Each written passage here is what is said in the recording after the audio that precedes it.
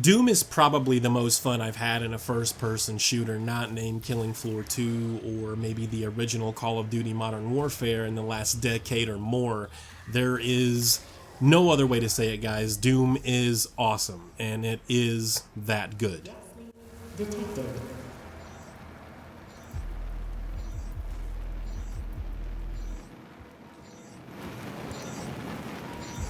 As usual, we'll go ahead and get the visuals out of the way. It doesn't really matter if you're playing this on PC, Xbox One, PlayStation 4.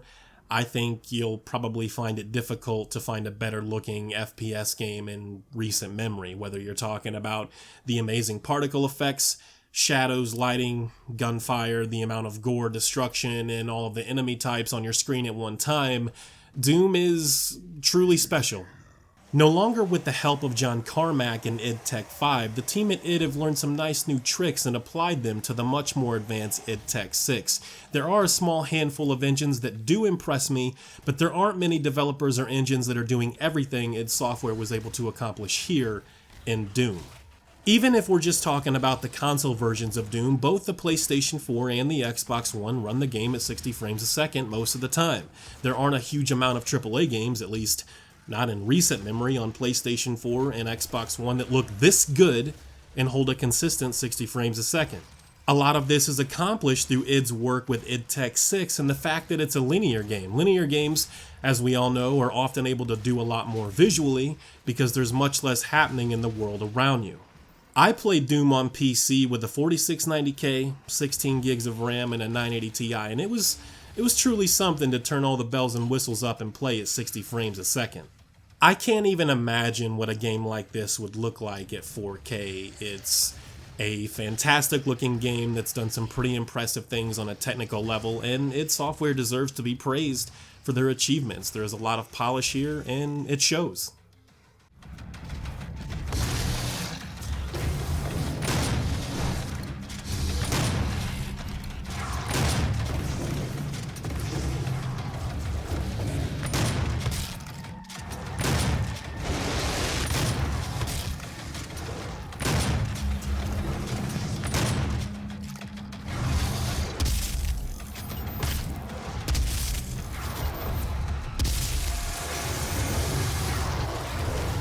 As I mentioned in my opening statement, Doom's gameplay can be summed up with one word: fun. It's just a really, really fun game to play. It won't be for everyone. It's a return to form for id Software. The game feels something new and old, but I think if you've enjoyed the previous Doom games or even some other old school fast-paced shooters, you're going to feel right at home in this game. The shooting in Doom just feels right. It feels on point. It feels correct. It feels the way I think I want a lot of my first-person games to feel from this point moving forward. It didn't really feel like a chore to control. I immediately knew what I was doing when I started playing on my mouse and keyboard. I'm assuming that the controls are pretty nice for PlayStation 4 DualShock as well as the Xbox One controller and the Elite. Along with that, you're Doom guy in this game. There's one objective and one objective only. You work at one speed in Doom, and that speed is fast. There isn't any health regeneration to speak of in Doom. All of the ammo and health you either find along the way or by killing your enemies. You're almost always guaranteed a boatload of ammo if you use the chainsaw, but to me, it's one of the game's biggest disappointments. The chainsaw should have been a weapon that you wanted to use at any time. Instead, the game almost forces you to use it when you're getting low on ammo and need a quick fix. It's pretty overpowered and usually a one-shot kill on just about all enemy types, but don't even think about getting carried away because the gas canisters for the chainsaw are some of the most limited items in the game. In Doom, you need to know what you're getting yourself into before every battle, especially the big battles. The chainsaw is one hit, one kill, as I mentioned before, on most enemy types. Almost every big battle has at least one power-up that you can use to your advantage, and you need to know your surroundings. There were many times I was being hit and thought to myself, where in the hell am I being hit from in this game? And you get a little bit frustrated, but you got to be better about knowing your surroundings. One tip that I might give to newcomers is to try and save the power-up for the end of each battle, where there will certainly be more powerful enemy types than there were at the start of that battle. I remember watching a lot of previews and impressions for Doom dating all the way back to E3 2015 and became a little bit concerned about what id Software is calling glory kills. It felt like, something they were doing to appeal to casuals instead of trying to be true to Doom and Doom fans.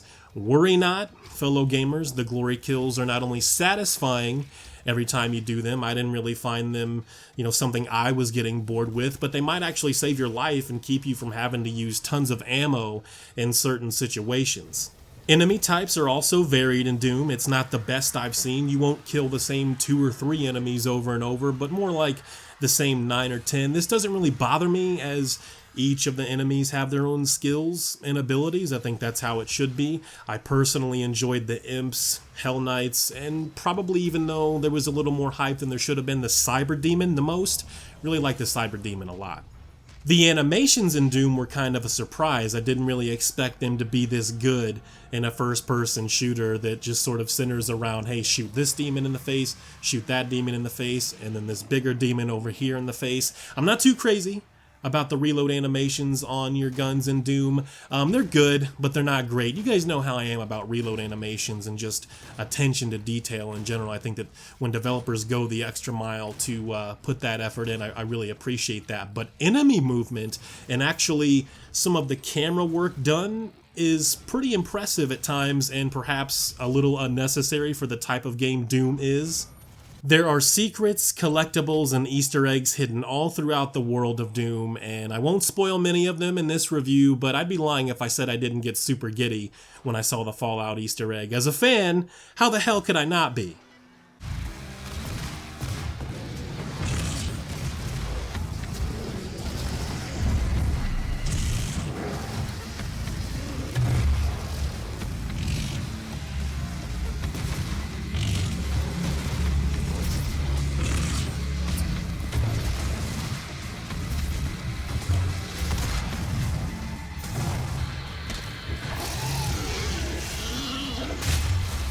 So is there a story to speak of here in Doom? Well, to my surprise, there is actually a decent story being told in this game. It's nothing that's going to blow your mind, at least not in my opinion, but I do think that it's unfortunate in some cases Doom wants you to go and look for some of that story, and that's just something that not everyone is going to want to do. The majority of gamers don't even finish their games, and then the other side to that is that those that do, the majority of those people rush through the campaign. They can't be bothered to look at secrets and side quests and collectibles, and they just want to get into the multiplayer for that game, or go back to the multiplayer for another game, or move on to the next single player experience, or just one of their favorite games in general. Again, it's not going to blow your mind. The writing isn't fantastic, and it often pokes fun of itself. This game knows what it is. Very early on, in fact, the game tries to explain some of the events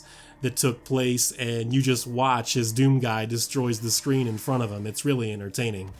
Can work together and resolve this problem in a way that benefits us both. Doom knows what it is, and it doesn't take itself seriously. It gives you some slight background on things, but everyone knows what we're here for. The fun gameplay, blasting demons' faces off, and the gore. However, I can't lie, I did enjoy some of the demonic voices that would play in some areas of the game. Cheesy, very, very cheesy, but effective. The game doesn't really take long to get off and running either. I think within the first few minutes of the game, you're breaking chains and blasting demons' faces off. Probably less than that. Maybe the first 30 seconds to a minute, you're doing those things. I was able to figure things out and where they were going fairly early on in this game, and I won't spoil it here, but the game totally sets you up for a sequel, and I promise you, Doom Guy is not happy about it.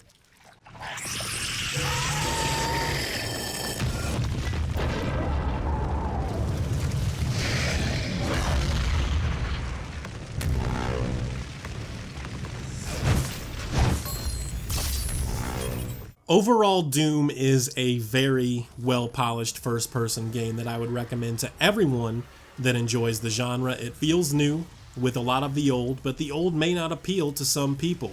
I played through the game on normal the first time and felt challenged right up until the final act where I had leveled some of my weapons and abilities. I think the replay value is probably high if you enjoy some of the secrets and collectibles, Easter eggs, things like that. Hell, for me, just being able to go back through the game from the beginning with BFG in my arsenal is going to be loads of fun. Make no mistake about it, playing through on the higher difficulty levels is going to be no joke. Some FPS gods have already completed the game on Ultra Nightmare without dying in less than 5 hours. Ask me how this is possible, I'm going to tell you I have no idea. It probably has something to do with these people speedrunning a lot of other FPS games, which include, the original Doom and Doom 2. Doom is, guys, listen, it's not just amazing because of the awesome gameplay and jaw-dropping visuals, but because Doom is a surprise. It's a surprise to guys like me that were on the fence about Doom. id Software, they let us down. A lot of us down with the highly anticipated Rage. All of the previews and impressions seemed really positive. The game released, and as far as I'm concerned, as well as many others, Rage was one of the biggest disappointments of last generation. Doom is the exact opposite. It does everything right and once again feels like Doom, or even many shooters of old. A return to form for id Software and a big win for gamers. That's what Doom is. The original Doom wasn't completely original. It was not the very first first-person game, but I would say, and I think many would agree, that Doom put them on the map. Doom made it the thing, made it cool, made it popular to play this genre. If there was any game that came along and did that, Doom was the game. And some people still play the original Doom as well as Doom 2 today, whether it's vanilla or with mods, and still feel like those games are the best the genre has ever offered, and nothing will tell them any different. It doesn't matter what my opinion is. It doesn't matter what your opinion is.